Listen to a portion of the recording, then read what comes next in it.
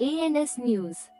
तपासणी करा रक्ताची, येता कणकण तपाची, तपासणी करा रक्ताची, वेळेत निदान, वाचवी प्राण, वेळेत निदान, वाचवी प्राण, एक दिवस कोरडा पाळा। आज 7 एप्रिल आहे आणि हा जागतिक आरोग्य दिन आहे। जसे हा आरोग्य खात्यामध्ये आम्ही पण त्याचा एक भाग आहोत, ज्याच्यामुळे आम्ही PCO कीटकनाशक विभाग आहे आमचा, कीटक नियंत्रण विभाग। आम्ही जसं मलेरिया डेंग्यूच्या त्यांना प्रतिबंध करण्यासाठी आम्ही कार्य करत असतो। जसे ब्रीडिंग शोधणं, लोकांना पाणी ड्रम झाकून ठेवा किंवा त्याच्यामुळे तुम्हाला मलेरिया डेंग्यूच्या अळ्या त्याच्यात होणार नाही, ते काम करतो। तशीच आमची मुलं आहेत, ते त्याच्यामध्ये औषध टाकून अळ्या होणार नाही याची दक्षता घेतो। लोकांना आम्ही तेच सांगतो आहे आज की जर पाणी रेग्युलर वापरा, पाण्याचा जास्त करून साठा करून ठेवू नका, आणि जर ते ठेवलं पाणी जास्त साठा करत असाल तर ते व्यवस्थित बांधून ठेवा की जेणेकरून त्याच्यामध्ये मच्छरीच्या अळ्या होणार नाहीत। आणि म्हणजे जर मच्छर झाल्याच नाही तर तुम्हाला आजारी पडणार नाही, ज्याने मलेरिया डेंग्यू। जागतिक आरोग्य दिन आहे, 7 एप्रिल जागतिक आरोग्य दिन आहे, त्याच्यासाठी ही आम्ही रॅली काढली आहे। आजचा स्लोगन आहे आरोग्यासाठी एकत्र, विज्ञानासोबत उभे राहा, हा आजचा स्लोगन आहे। तर घाटला विलेज आरोग्य केंद्राच्या इथून निघाली आहे की आता परत पूर्ण हा एरिया कव्हर करून घाटला, परत खारदेव नगर, मुक्तीनगर सगळं कव्हर करून घाटल्यात परत जाणार आहे आरोग्य केंद्राच्या इथे।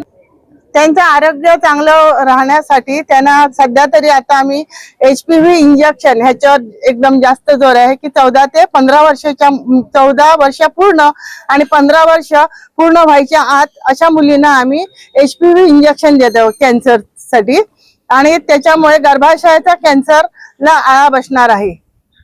तसंच लेप्टोस्पायरोसिस, मलेरिया, डेंग्यू याविषयी आम्ही जनजागृती करत आहोत। आमच्या स्थानिक नगरसेविका मीनाक्षी अनिल पाटणकर वहिनी, त्याचबरोबर आमचे माजी बेट समिती अध्यक्ष अनिल पाटणकर साहेब सातत्याने गेली 9 ते 10 वर्ष आज आरोग्य सेविकांच्या सोबत कोविड पासून सातत्याने प्रयत्न करतोय, जनजागृती करतोय की आपले जे साथीचे आजार आहेत त्याच्यापासून आपण घ्यायची काळजी। आणि आता आपण पाहिलं असेल, डॉक्टरनी सांगितलंय HPV लस की गर्भाशयाच्या कॅन्सरला आळा जर बसवायचा असेल तर त्यासाठी जनजागृती करण्यासाठी या सर्व आरोग्य सेविका या संपूर्ण विभागामध्ये जनजागृती करण्यासाठी घोषणा असून दे, फलक असून दे, ज्या पद्धतीने आपल्याला जी माहिती त्यांना देता येईल आणि जनजागृती करून जास्तीत जास्त मुली ज्या 14 ते 15 वर्षाच्या आहेत त्यांना ही लस कशी देण्यात येईल यासाठी काटेकोरपणे प्रयत्न करतात। आणि तसंच मलेरिया असून दे, डेंग्यू असून दे, या सगळ्या गोष्टीसाठी महानगरपालिकेच्या वतीने आणि आरोग्य सेविकांच्या वतीने संपूर्ण घाटल्यात सातत्याने